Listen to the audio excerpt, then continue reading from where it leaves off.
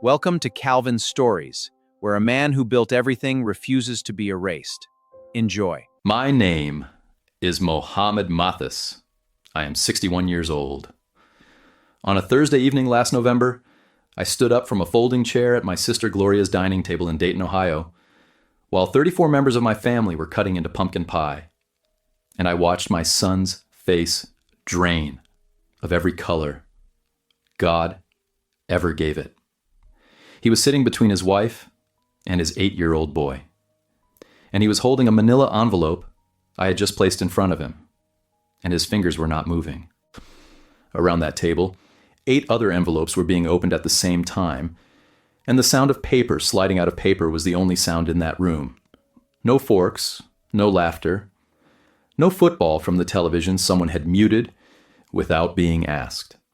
Just paper, and breathing in the slow collapse of a lie that had taken 9 years to build and 45 seconds to destroy. I need to tell you how I got there. But first, I need to tell you what he took from me and why I let him. If this story is already pulling something loose in your chest, I want you to do something for me. Hit subscribe and stay. Welcome back to this channel, where we tell the stories people carry alone for too long, the ones that don't get believed until proof hits a table. If you have ever had someone in your family rewrite who you are to every person you love, drop where you are from in the comments. I want to know who is listening. Now, to understand what happened at that Thanksgiving table, you have to go back almost a decade to a hospital room in Columbus, Ohio, where my wife Elena was dying and my son was already making plans. Elena and I met in 1987 at a structural engineering conference in Cincinnati. She had a 6-year-old boy named Kyle from her first marriage. His biological father left when Kyle was 3, walked out on a Tuesday morning, and never filed so much as a birthday card. I married Elena in 1988. I adopted Kyle in 1989. The adoption certificate hung in a black frame on my hallway wall for 30 years, right next to the thermostat where you could not miss it. Kyle walked past it every single time he came to visit. I do not think he looked at it once after he turned 15, but I looked at it every day. I looked at it because it reminded me of the boy who grabbed my hand at the courthouse and would not let go. A 7-year-old missing 2 front teeth, who grinned so wide, the judge laughed. I chose that boy. I gave him my name. I paid for his braces, his baseball camp, his first car, his real estate license, his first suit for his first open house. Elena and I did not have biological children. Kyle was the whole of it. He was the whole family. Elena was diagnosed with pancreatic cancer in March of 2018. She died in November of that year, on a Wednesday, while Kyle held her left hand and I held her right. The hospice room smelled like antiseptic, and the lavender oil the night nurse kept on a cotton ball near Elena's pillow. I remember Kyle crying so hard his shoulders shook, and I remember putting my arm around him and thinking, at least we have each other. I was 57 years old. I had just lost the woman who made every room warmer when she walked into it, and the only thing keeping me from going under was the son she gave me. I want you to hold that image. A father and son, grieving together, hands on the same woman's hospital blanket, because that is the last true moment I shared with the person I thought Kyle was. 8 months after Elena's funeral, Kyle called me on a Saturday morning. His voice was gentle, the way it always was when he wanted something. "Dad," he said, "I've been thinking about your situation. You are alone in that house. What if something happens and you cannot get to the phone?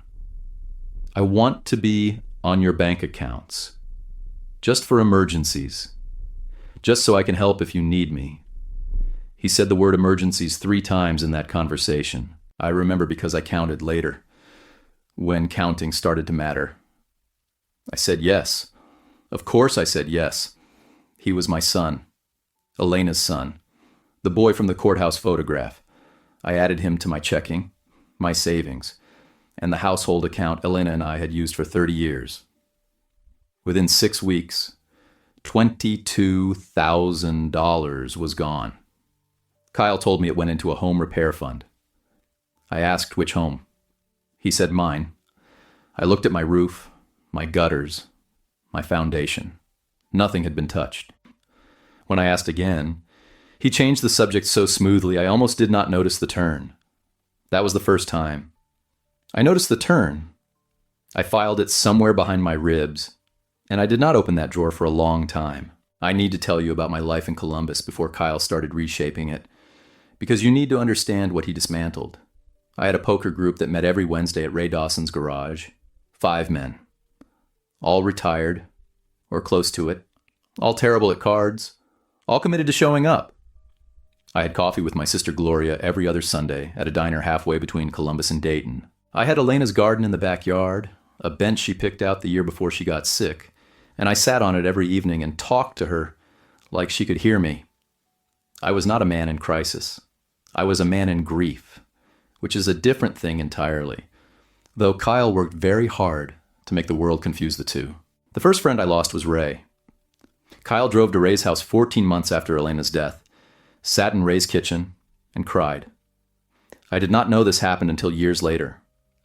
Kyle told Ray that I was having episodes, that I forgot where I parked, that I left the stove on twice in 1 week, that I called Elena's name in the middle of the night and could not be convinced she was gone. He begged Ray to stop enabling my independence because it was dangerous. Ray told me later that Kyle cried so convincingly that Ray believed every word. He said he felt guilty for playing poker with me, like he was letting a sick man pretend he was well. So Ray stopped inviting me. Then Jim stopped. Then Carl. By December of that year, my Wednesday nights were empty, and I spent my first Christmas alone since I had met Elena. I heated a frozen lasagna and ate it on the couch and watched the lights on the tree blur because I could not figure out why everyone had pulled away at once. That is what it feels like when someone dismantles your life from the inside. You do not see the hand. You only see the result. Doors closing, one by one. And every door closing feels like your own failure. Kyle was generous in public. I need you to understand how generous. At Elena's memorial service, he stood at the podium and delivered a eulogy that made 40 people cry. He said, "My mother gave me a father when the world took mine away. And that father is sitting right there, and I will spend the rest of my life making sure he knows he is not alone." People came up to me afterward and squeezed my hand and said, "You raised a good one, Muhammad. You and Elena raised a beautiful man." Kyle hugged me at Elena's grave that afternoon and whispered, "I will take care of everything, Dad." That promise was the beginning of the theft. In public, Kyle was the devoted son. He brought Aiden to visit me every Sunday for a month when he needed witnesses who would later say I seemed fine with his involvement in my affairs. He posted photos of us on social media. He called me Dad in that warm, carrying voice at family barbecues where cousins and in-laws could hear. He volunteered to coordinate my medical appointments, my car insurance, my property taxes. At a cousin's birthday dinner, I watched him put his arm around me and tell the table, "This man is my hero." And the table smiled. And I smiled. Because what else do you do when the person destroying you is doing it with one hand while the other hand is waving to the crowd? The Private Kyle emerged when the last guest left. The Private Kyle spoke to me the way you speak to someone you are managing, not someone you love. He would call on Tuesday nights, and the warmth would be gone, replaced by something clipped and administrative. "Did you sign the paperwork I left? Did you call the bank? Why is there a charge on the account I did not approve?" When I pushed back, when I asked why he needed access to the trust Elena had established, his voice would go flat. "Dad, you are not thinking clearly. You have not been thinking clearly for a while. Everyone sees it. I'm trying to help you." Those words, "everyone sees it," landed like a brick in my stomach every time. Because by then I was starting to wonder if everyone really did see something I could not. I discovered my sister Gloria had been told I did not recognize people anymore. Kyle had called her, full of concern, and explained that I had moved in with him because I could no longer manage alone. Gloria is 7 years younger than me and lives 90 minutes away. She believed him. Why would she not? He was my son, calling in tears about his father's decline. Gloria started sending care packages to Kyle's address. Warm socks, crossword books, a fleece blanket with a note that said, "I love you, Mo, even when you do not remember." I never saw those packages. I did not know they existed until Gloria told me. And by then the distance between us was 3 years wide and filled with a story I had never told. At a cousin's wedding in the spring of 2022, I was standing near the bar, waiting for a ginger ale, when I heard Kyle's wife, Lisa, talking to a circle of guests I had known for decades. "It is so sad about Mohammed," she said. She was holding a glass of white wine, and her voice had that particular softness people use when they are performing compassion.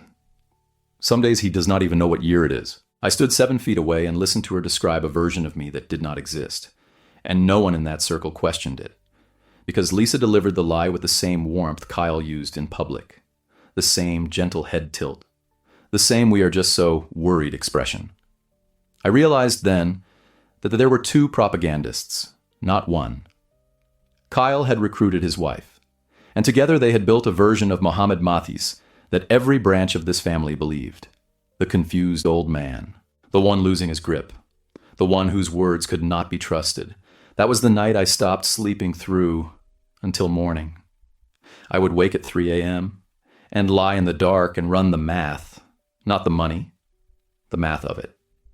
How many people believed I was declining? How many conversations had been poisoned? How many relationships had been quietly severed while I sat in my house wondering why the phone stopped ringing? My hands would go cold at 3 in the morning, flat on the mattress, palms down like I was bracing for an earthquake that had already happened. And still, I did not act. You need to understand why. Kyle was all I had left of Elena. When I looked at him, I could see her jawline, her habit of tilting his head when he listened, the laugh he inherited even though they were not blood. Losing Kyle would mean losing the last living echo of the woman I loved for 30 years. So I made excuses. He is stressed. He is grieving differently. He will come back to who he was. I made those excuses the way a man makes a tourniquet out of whatever cloth is available, knowing it will not hold forever, but needing it to hold right now. Then came the insurance. Elena had a life insurance policy, $185,000. I was the sole beneficiary. I knew this because Elena and I had reviewed our policies together every January, sitting at the kitchen table with coffee and a yellow legal pad. After she died, I expected paperwork. It did not come. I called the insurance company 8 months later and was told the payout had been processed. Electronic deposit, they said, authorized by the policyholder's spouse. I said, I am the policyholder's spouse. Where did the money go? The account number they read to me was not mine. It was not any account I had ever held. Kyle had contacted the insurer, claimed authorization, and redirected $185,000 into an account I did not control. I sat in my kitchen holding the phone after that call, and the silence in that house was the loudest thing I had ever heard. Louder than the hospital monitors, louder than the dirt hitting Elena's casket. The silence of understanding what your child has become. I did not understand why Gloria stopped calling. I would not learn the truth for another 3 years. But that insurance call was the crack. Everything I'd been holding together with excuses and love started leaking through that crack. And once it started, it did not stop. I found my name removed from the family trust Elena had established. She built that trust for us, for our future, for Kyle, for grandchildren. It was her gift to the family she had made. Kyle filed amended paperwork with a notary claiming I had voluntarily withdrawn due to cognitive decline. The signature on that amendment did not match any document I had ever signed. I know my own handwriting the way I know my own breathing. 40 years of engineering drawings, permit applications, structural calculations. I have signed my name tens of thousands of times with the same deliberate M, the same angled H, the same trailing S. The signature on that trust amendment was a performance of my handwriting by someone who had seen it but never studied it. And it was enough. The notary stamped it. The amendment was filed. My name disappeared from the document my wife created to protect me. That was the breaking point. Not one moment, but an accumulation that finally exceeded the load capacity. And I am using that phrase deliberately because I spent 30 years calculating load capacities for bridges and buildings, and I know exactly what it looks like when a structure is asked to bear more than it was designed for. Something does not bend. Something gives. I sat at my kitchen table and felt the giving. Something inside me that had been flexible for 9 years, willing to bend, willing to absorb, willing to forgive, became rigid. And in that rigidity, I found clarity I had not felt since Elena was alive. I started seeing Kyle's patterns the way I used to see stress patterns in structural drawings. Not just the cruelty, but the technique. The Sunday visits before the trust amendment, building a witness record. The crying at Ray's kitchen table, neutralizing my closest friend. The calls to Gloria, cutting off my sister, the whispered lie to Lisa, recruiting a second voice. Kyle was not acting out of grief or confusion. Kyle was executing a strategy. Every move had a purpose. Every lie was load-bearing. And every load-bearing lie can be identified, documented, and removed. What Janet handed me in that diner booth changed how I saw the last 9 years of my life. Janet Chen. Elena's best friend for 30 years. She took a job as Kyle's office manager at his real estate firm 2 years after Elena died. I thought it was a coincidence, a widow's friend needing work and finding it close to the family. It was not a coincidence. Elena made Janet promise something on her deathbed. I did not know this. Janet never told me. She simply took the job, sat at a desk 8 feet from Kyle's office door, and started watching. For 3 years, Janet photographed every falsified invoice that crossed her desk. Kyle had been submitting care expense invoices to the family trust, claiming costs for my medical appointments, my in-home nursing, my cognitive therapy sessions, appointments that never happened, nurses who were never hired, therapy I never received. Each invoice bore my signature, forged in the same imperfect hand that had signed the trust amendment. Janet photographed each one. She recorded phone calls where Kyle discussed managing Dad with a tone that would curdle milk. She built a chronological file, meticulous and dated. 3 years of documentation, compiled by a woman whose desk was 6 feet from the man she was documenting. There was a night Janet almost got caught. Kyle noticed the office printer had logged 47 copies after hours. He asked her about it the next morning, standing in her doorway with his coffee, his voice casual, but his eyes not casual at all. Janet told him the cleaning crew must have bumped it. Kyle looked at her for 4 seconds longer than normal, then walked away. Janet told me later that she sat at her desk for 20 minutes after that, hands perfectly still, heart slamming, waiting to see if he would come back. He did not, and she kept photographing. She met me at a diner on Broad Street on a Tuesday afternoon in September. She slid a flash drive across the table like it was a grenade with the pin already pulled. Then she told me about Elena's promise. She told me what was on the drive, and she told me that she believed I had a choice to make, but that Elena had already made it for me. I held that flash drive in my palm, and it weighed nothing, and it weighed everything. I want to pause here. If someone in your life has been telling people you are losing your mind to keep you quiet and to keep control, you are not crazy. They are managing you. And the fact that everyone believes them does not make them right. It makes them effective. Those are two very different things. Tell me in the comments. When did you first realize the story everyone believed about you was not true? I took Janet's flash drive to a forensic accountant named Ruth Castillo. Her office was on the 3rd floor of a building on High Street, and the waiting room smelled like printer toner and old coffee. Ruth spent 6 hours with the file. I sat across from her and watched her work, the way I used to watch inspectors review my structural drawings, looking for the moment the expression changes. 6 hours. She reviewed bank transfers across 14 accounts. She mapped the insurance payout redirect. She traced the care expense invoices back through the trust records. She cross-referenced Kyle's real estate transactions with the dates of each withdrawal. At the end of those 6 hours, Ruth set down her pen. She removed her glasses. She looked at me the way a doctor looks at an X-ray that confirms the worst.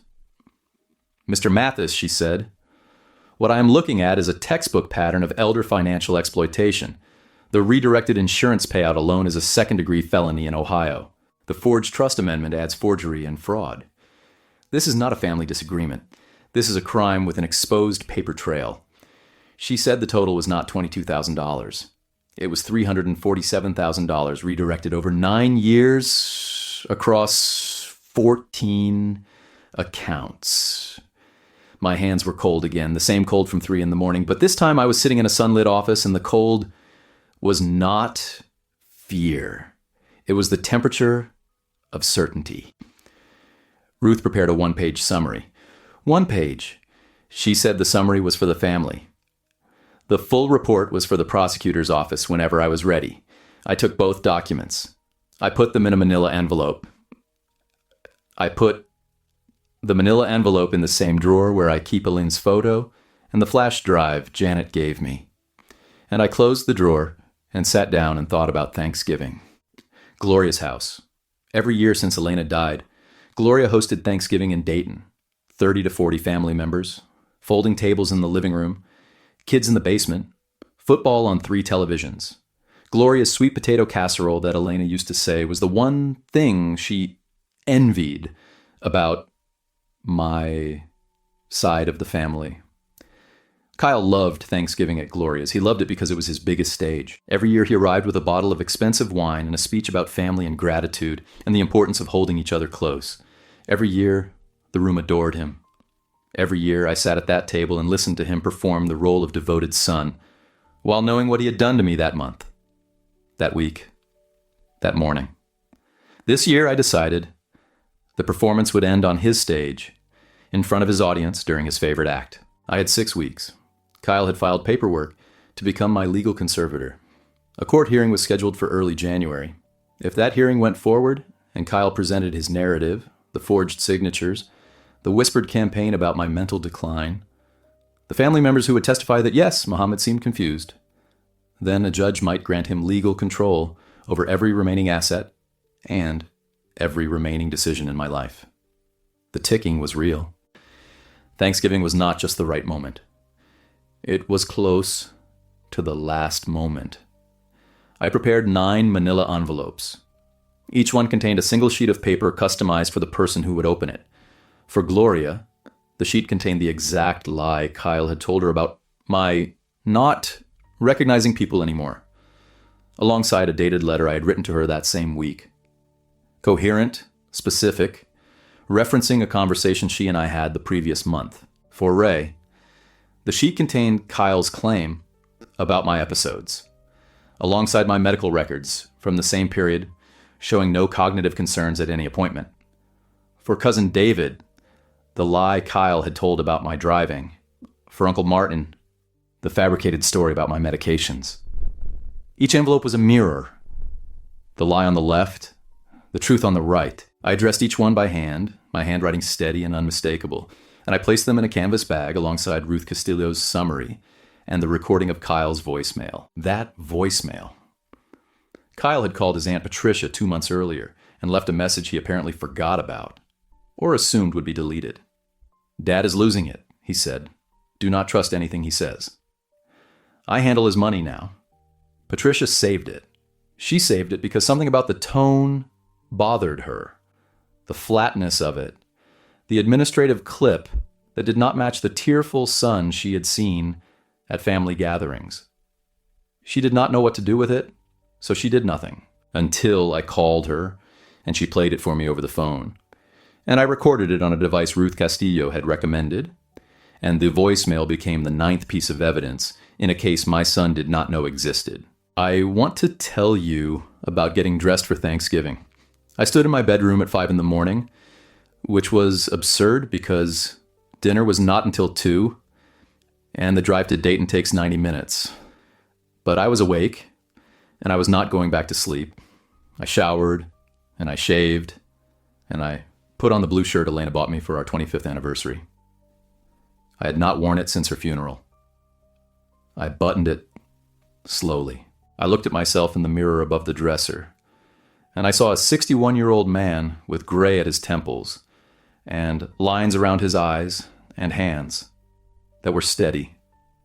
My hands were steady. I held them up and looked at them in the mirror, and they did not shake. I wanted to remember that. I wanted to carry that image into the room where my son had told everyone those hands trembled. The canvas bag sat on the passenger seat during the drive. I took I-70 west toward Dayton, and the November sky was the color of old pewter, and the fields on either side of the highway were brown and flat and stripped down to nothing, which felt appropriate. I played no music. I rehearsed nothing. I had spent 30 years trusting structures to hold the weight they were designed for. I had designed the structure of this evening. Now I had to trust it. The 2 days before Thanksgiving, Kyle had been unusually warm. He called me on Tuesday and asked if I needed a ride to Gloria's. His voice was honey and concern. I said no, I would drive myself. He paused, then said, "Okay, Dad, just be careful on the highway." Even the be careful, was a performance, a line delivered for the benefit of anyone listening, establishing the narrative that I was fragile and he was vigilant. On Wednesday, he texted me a photo of Aiden in a pilgrim hat from school and wrote, "He cannot wait to see his grandpa tomorrow." I stared at that text for a long time. Then I put the phone down and went back to addressing the envelopes. Gloria's house smelled like turkey and rosemary, and the specific warmth of a home that has been cooking since dawn. She met me at the door and hugged me, and I held her longer than usual. And she pulled back and looked at my face and said, "You okay, Mo?" I said yes. She tilted her head the way Elena used to, and I almost broke right there on the porch. But I did not. I carried the canvas bag in my left hand and a bottle of wine in my right. And I walked into the living room where 34 members of my family were gathering around folding tables covered in white paper tablecloths and brown paper napkins with little turkeys printed on them. Kyle was already there. He was standing near the kitchen doorway holding a glass of cider, and he was laughing at something Uncle Martin had said. And his laugh was big and warm and filled the room the way a good laugh should. He wore a navy sweater and khakis, and he looked like the kind of man you would trust with your savings, your mother, your last honest secret. He saw me, and his face opened into that wide, public smile. "Dad," he said. He crossed the room. He put his arm around me. He smelled like cologne and confidence. "So glad you made it," he said, loud enough for the room to register the warmth. Aiden came running from the kids' table and grabbed my leg, and I knelt down and held my grandson and breathed in the smell of his hair, which was apple shampoo and something only children carry. A lightness, a trust. I thought about what Kyle had taught this boy to believe about me. I held Aiden and I said, "I love you, buddy." He said, "I love you too, Grandpa." And the canvas bag sat on the floor by the coat rack, and nobody looked at it. Dinner was magnificent in the way Gloria's dinners always are. Turkey, gravy, sweet potato casserole, green beans, cranberry sauce from a can. Because Gloria insists the canned kind is better, and she's right. Rolls that Ray's wife brought, butter in a ceramic dish shaped like a leaf. I ate slowly. I tasted everything. I spoke to my cousin Patricia about her new porch. I listened to Uncle Martin's story about a deer in his yard. I laughed when it was appropriate to laugh. I was performing normalcy for the last time in my life, and I was aware of every second of it. the way you are aware of every second when you know a building's about to come down, and you are the one who placed the charges. Kyle made a toast before dessert. He stood and tapped his glass, and the room went quiet. The chandelier above the table caught the rim of his cider glass and threw a small amber circle onto the white tablecloth. He said he was grateful. He said family was everything. He said that losing Elena had taught him that time was precious and that he wanted every person at this table to know they were loved. He looked at me when he said the word loved, and his eyes were soft and his voice cracked slightly, and 3 people at the table dabbed their eyes. I watched him. I watched every muscle in his face. I saw the performance the way a structural engineer sees a facade, the surface treatment, the fasteners, the gaps where the load is not supported. And behind that beautiful speech, I could hear the voicemail, the flat voice, the administrative clip. Dad is losing it. Do not trust anything he says. I handle his money now. I set my fork down on the edge of my plate. The metal touched the ceramic with a small click that only I heard. I had rehearsed this silence for 6 months. Dessert was served. Pumpkin pie, pecan pie. A chocolate cake someone brought that nobody took credit for. Coffee in Gloria's good cups. The ones with the thin gold rim that Elena always said were too nice for daily use but perfect for holidays. The room softened into that post-meal warmth where people push back from the table and breathe and feel full and safe. The furnace kicked on somewhere beneath the floor, and the vents hummed, and the candles Gloria had placed between the pie dishes flickered once as the warm air reached them. That was when I stood up. I did not plan what I said. I had planned the envelopes, the sequence, the recording. But the words that came out of my mouth were not rehearsed. They came from the same place that went rigid at my kitchen table months earlier, the place where the load exceeded the capacity and something gave, and what replaced it was not broken. It was clear. I said, before everyone gets too comfortable, I have something I need to share. The room turned. 34 faces. Some smiling, expecting an announcement, some confused. Kyle looked up from his pie and his fork stopped halfway to his mouth. A crumb of pie crust sat on his lower lip, and he did not brush it away. I reached into the canvas bag and I pulled out the 9 manila envelopes, and I began to walk around the table, placing one in front of each adult whose name was written on the front. Gloria, Ray, Patricia, David, Uncle Martin, Cousin Sharon, Kyle's business partner Tom, Gloria's husband William, and Kyle. My shoes made no sound on Gloria's carpet. The only sound was the envelopes meeting the tablecloth. One after another, like cards being dealt in a game where the stakes had been hidden from every player, but one, I said. Each envelope contains a lie that was told specifically to you about my mental health. Alongside it is the dated proof that the lie was false. Please open them. The room did not move for 3 seconds. The candle nearest Gloria's hand guttered and steadied. Then Gloria opened hers. Then Patricia. Then the sound of paper sliding from paper filled the room the way a tide fills a harbor. Slow at first, then everywhere at once. I watched faces. I'd spent 30 years reading structures for signs of failure. And now I read faces the same way, looking for the exact moment the load shifted. Gloria read hers, and her hand went to her mouth. The sheet trembled between her fingers. Ray read his and closed his eyes, and his jaw tightened in a way I recognized from 30 years of friendship, the way Ray's face looks when he is furious and does not trust himself to speak. His knuckles went white around the edge of the paper. Patricia read hers and looked immediately at Kyle. David read his and put the paper down gently, as if it might detonate further. Uncle Martin read his and said nothing but set his coffee cup down with the careful precision of a man who does not want to break something. The gold-rimmed cup met the saucer without a sound. Kyle had not opened his envelope. His hands were flat on the table, fingers spread, and his face was mid-collapse.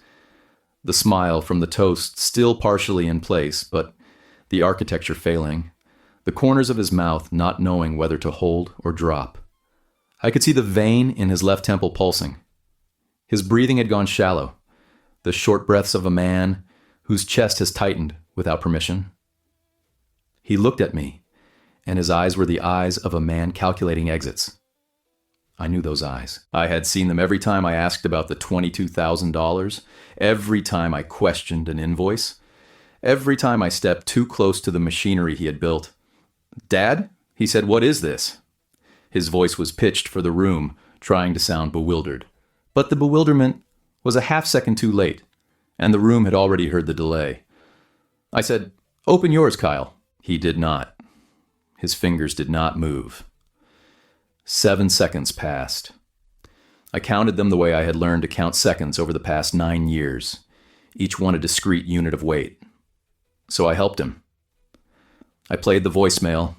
I held my phone up and I pressed play, and Kyle's voice filled Gloria's dining room. "Dad is losing it. Do not trust anything he says. I handle his money now." The recording was clear. The speaker on my phone was small, but the room was silent enough to hear a pin land on carpet, and Kyle's flat administrative voice carried to every corner of that dining room. I watched his mouth open slightly, then close. I watched his right hand curl into a fist, and then, slowly, deliberately, uncurl. Lisa beside him turned her head toward the phone, the way you turn toward a sound you recognize but cannot place. And in that silence, I set Ruth Castillo's one-page summary on the table in front of the chair where Kyle sat frozen. $347,000, I said. Redirected over 9 years, 14 accounts, including your mother's life insurance policy. The policy she left for me. The policy she reviewed with me every January at the kitchen table. The one-page summary included the forged trust amendment. It included the falsified care invoices. It included a line at the bottom that read, "Pattern consistent with elder financial exploitation under Ohio Revised Code." I placed my index finger on that line and held it there so the people nearest could read it. The paper was warm from being inside the canvas bag all day, pressed against my side during the drive, carried through the door, held through dinner. It was the warmest piece of paper I've ever touched. Kyle's face completed its collapse. The smile was gone. The warmth was gone. What replaced it was something I had seen in private, but no one at this table had ever witnessed. The real face. The one underneath. Stripped of the performance. Panicked and small and calculating. The muscles around his eyes tightened in a way that made him look 10 years older in the space of a breath. He tried to laugh. The laugh died in his throat like a car engine turning over and failing. He said, "Dad, you are confused. This is exactly what I was worried about." But his voice was the flat voice from the voicemail, and everyone in the room had just heard that voice, and the contrast between the man who made the toast and the man on the recording was so sharp, it cut the air. Sharon, sitting 2 chairs down, pulled her napkin from her lap and set it on the table, a small gesture of finality, as though the meal were over and something else had begun. Gloria spoke first. She said, "Kyle, I sent care packages to your house for 3 years because you told me your father did not recognize people anymore." She held up her sheet. "This letter from Mohammed references a conversation he and I had that same week. A conversation where he remembered my granddaughter's birthday, my new kitchen paint color, and the name of my dog." She was shaking. Her voice was steady, but her hands were shaking, and her eyes were wet, and she looked at Kyle the way you look at a stranger in a place where a stranger should not be. The room heard every word. No one reached for their coffee. No one shifted in their chair. Gloria's husband, William, placed his hand on the table next to hers, not touching her, just close enough that she would know it was there. Then Ray spoke. He said, "You came to my house and you cried. You cried in my kitchen and you told me my best friend was dangerous to himself. And I believed you. I stopped playing poker with the man I have known for 28 years because you cried in my kitchen." Ray's voice was low and heavy, and he did not look at Kyle when he said it. He looked at me. And in that look was an apology so deep, it would take months to fully deliver. But the first installment landed right there. Ray's eyes were red. He pressed his lips together and breathed once through his nose. Hard, the way a man breathes when he is holding back something that wants to come out as more than words. Then something happened that I did not plan and could not have engineered. Aiden, who had been sitting at the kids' end of the table, eating chocolate cake and half listening the way 8-year-olds do, tugged Kyle's sleeve. There was chocolate on his fingers. It left a small, brown smudge on the navy sweater Kyle had worn to look trustworthy. "Daddy," he said, "is Grandpa's brain really broken? You said he makes up stories." Kyle's face went white. Not pale. White. The color of a man who understands that the lie he taught his child has just been spoken aloud in a room full of people who now know it is a lie.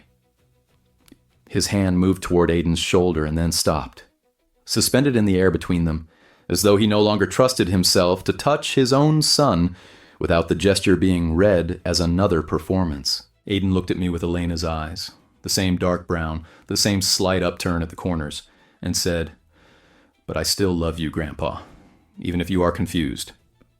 And the room broke. That was the moment, not the envelopes, not the voicemail, not the summary. An 8-year-old boy repeating the lie he had been taught as fact, with the casual certainty of a child who trusts his father, in a room full of adults who could now see exactly what that trust had been used for. Cousin Sharon covered her mouth with both hands. Uncle Martin looked down at the table and did not look up again for a long time. Patricia made a sound that was not a word, a sharp intake that caught in her throat and stayed there. The silence after Aiden spoke lasted 11 seconds. I know because I counted. In those 11 seconds, the entire social reality of that room rearranged itself. Every narrative Kyle had built, every whispered campaign, every sympathetic lie Lisa had delivered at weddings and barbecues, all of it collapsed, like a structure whose load-bearing walls have been simultaneously removed. People looked at the table. People looked at each other. The candles between the pie dishes burned without flickering now, the furnace having cycled off, and the stillness of the flames made the room feel like a photograph, everyone frozen in the exact posture they would remember for the rest of their lives. Lisa, sitting beside Kyle, read the insurance fraud page from the summary, and her hand pulled away from Kyle's arm slowly, the way you pull away from a surface you have just realized is hot. She did not look at him. She looked at the document. She looked at the numbers. Her lips moved slightly as she read the total, and something in her face shifted from wife to witness. If you are listening to this, and you have ever been the person sitting in a room where everyone believed a lie about you, I want you to hear what that silence sounded like. It sounded like oxygen returning to a room that has been sealed for a decade. It sounded like the first breath after being held underwater. It did not sound like revenge. It sounded like the truth finally having enough space to exist out loud. Kyle stood up.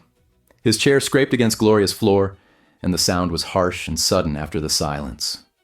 He said he needed air. He walked toward the front door. His gait was wrong, shorter steps than usual. The walk of a man whose body has not yet caught up with what his mind already knows. Lisa did not follow him.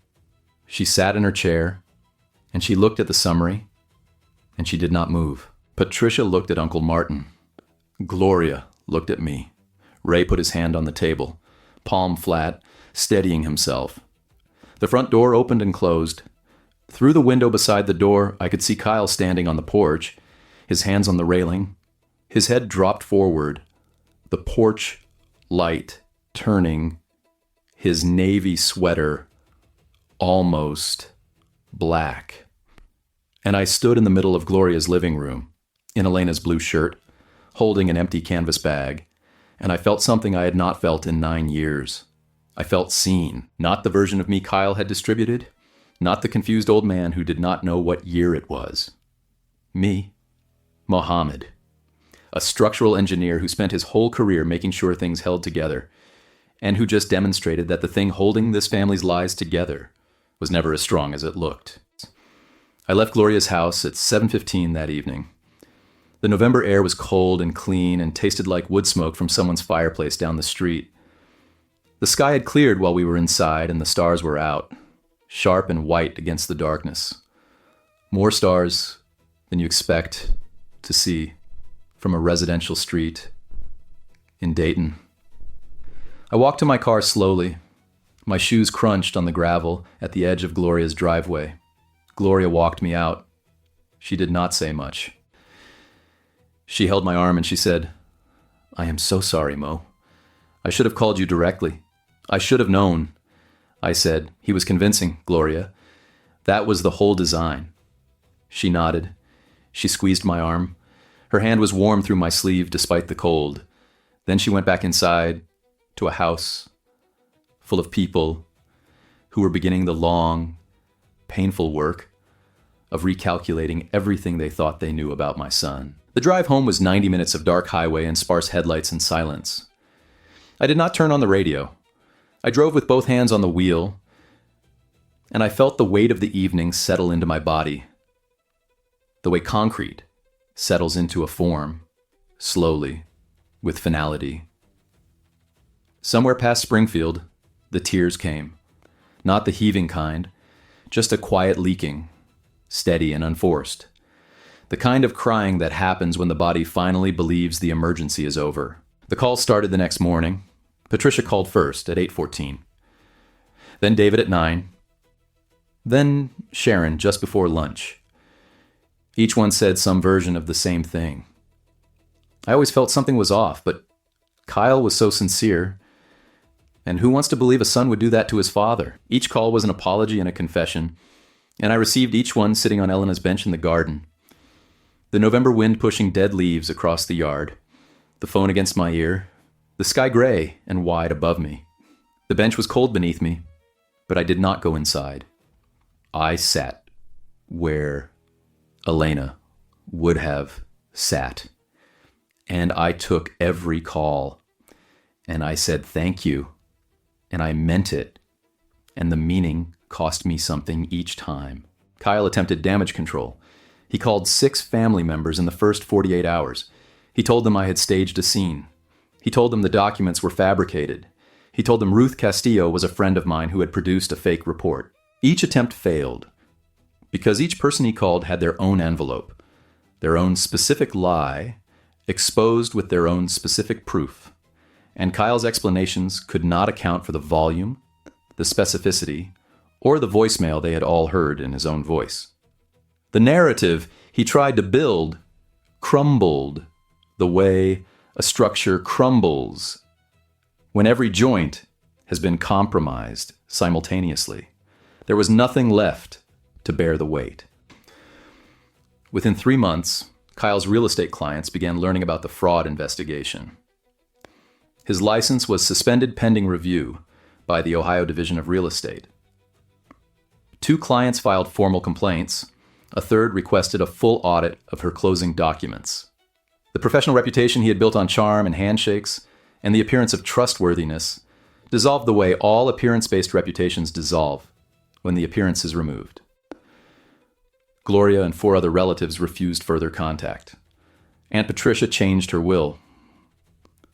Uncle Martin told Kyle directly, on a phone call Kyle later described as the worst conversation of his life, that Elena would be ashamed. Martin told me afterward that Kyle was silent for 19 seconds after he said it. 19 seconds of a grown man holding a phone and having nothing to say. Lisa filed for legal separation in February. She cited fundamental dishonesty.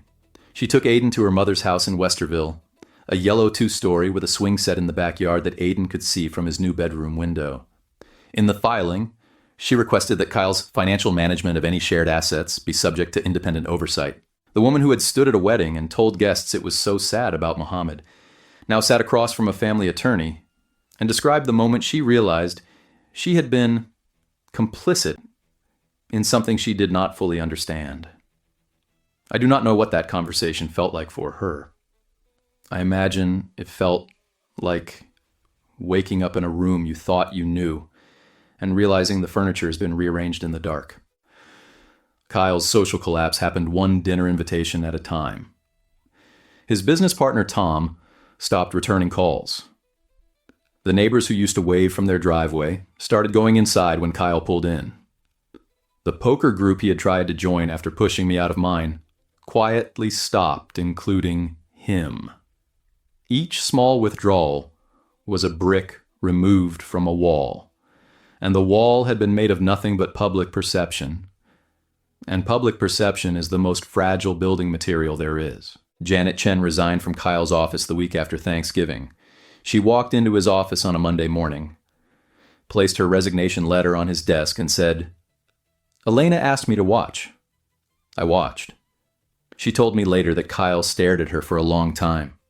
His hands flat on his desk, the same posture he had held at Gloria's table. Fingers spread, weight pressing down, as though the desk might move if he did not hold it. And then he said, "How long?" And she said, 3 years. And she walked out. She drove directly to my house and sat on Elena's bench with me, and neither of us spoke for 20 minutes.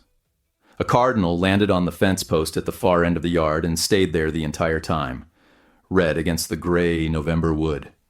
And we both watched it without mentioning it. The silence between us was not empty. It was the silence of two people who loved the same woman and had honored her in the only ways they knew how. The adoption certificate? I had taken it down from the hallway wall the night before Thanksgiving and placed it face down in the drawer beside Elena's photo. It stayed there for months. The frame sat in that drawer while the legal proceedings moved forward, while Kyle's license remained suspended, while the family reconfigured itself around a truth no one had wanted to believe. I did not look at it. I was not ready to look at the grinning boy with the missing teeth and feel what that image would make me feel. The nail where the frame had hung left a small dark circle on the wall, and I walked past it every day the way Kyle used to walk past the certificate itself, aware of its presence, unwilling to meet it directly. 4 months later, Aiden came to visit. Lisa brought him on a Saturday afternoon in late March, the first warm day of the year, the kind of day where the light comes through the windows differently, and the house remembers it was built for living. Aiden ran through the Fratumleim, Piasumleim,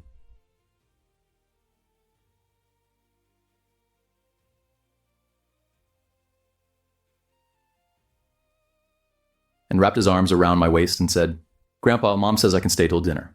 He explored the house the way children explore, opening drawers and cabinets, touching everything, narrating his discoveries. He found the drawer. He found the certificate. He pulled it out and held it up and said, "What is this paper, Grandpa?" I knelt down on the hallway floor, my knees on the hardwood, and I looked at the adoption certificate, and I looked at my grandson, and I said, "That is the day I chose your father, and I would do it again." Aiden studied the paper with the seriousness of an 8-year-old examining something he does not fully understand, but knows is important. His fingers were careful at the edges of the frame. Then he said, "Can we put it back on the wall?" I said, "Not yet, buddy, but maybe someday." He nodded and placed it carefully back in the drawer, face up this time, and ran to the kitchen to ask about dinner. I stayed kneeling for a moment longer. The hallway was quiet. The nail hole was still there on the wall. The certificate was face up in the drawer. Both things were true, and I let them be. I sit on Elena's bench most evenings still. The garden has changed since she planted it. Some things grew. Some things died back. I replaced the rosemary last spring because the original plant finally gave out after 8 years. And the new one smells the same, but the leaves are smaller, newer, unweathered, I hold the photograph of Kyle at 7 sometimes, the courthouse photograph, the grinning boy clutching my hand. I whisper to him across the years. I still see that kid sometimes, and I close my eyes and feel the wind and know that I did the right thing. And knowing does not stop the grieving. I did the right thing, and I lost my son. Both of those statements are true, and they live in the same chest, and they do not cancel each other out. Time has passed. The conservatorship hearing never happened. Kyle's attorney withdrew the petition 2 weeks after Thanksgiving. The fraud case is with the county prosecutor's office. Ruth Castillo's full report sits in a legal filing that will outlast every lie Kyle ever told about me. I have my bank accounts back. I have the trust restored. I have Gloria calling every Sunday again, and Ray at poker on Wednesdays. And the phone rings now in a way it did not ring for years. But the thing I have that matters most is not financial, and it is not legal. It is this. When I walk into a room now, the room sees me. Not the version of me someone else constructed. Not the confused old man, the declining father, the man who does not know what year it is. Me. 61 years old, fully present, fully coherent, fully Muhammad. The difference between being believed and being dismissed is not about evidence. It is about whether anyone in the room is willing to see what is in front of them instead of what they have been told. For 9 years, no one was willing. Then I made it impossible to look away. I used to think that keeping the peace meant protecting the family. I was wrong. Keeping the peace meant protecting the lie, and the lie was eating the family alive from the inside, while the outside looked perfect. Truth is not comfortable. Truth cost me the relationship I had with my son, but silence was costing me everything else. My sister, my friends, my grandson's trust, my own name. There's a difference between losing something and having it taken from you while everyone watches and calls it care. If you have been sitting in a room where the person everyone adores is the person who is destroying you, I want you to know something. The isolation you feel is manufactured.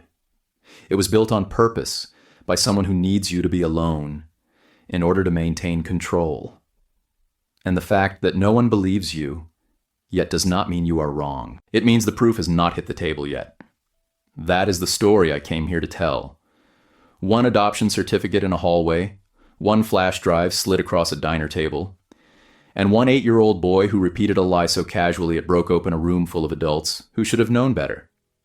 If you have ever had someone rewrite your story for an audience that never thought to check, tell me in the comments when you first realized the version of you that everyone believed was not you at all. Subscribe if you want to hear what happens when people stop accepting the comfortable story and start asking the hard question. I will be here next time with another one. Until then,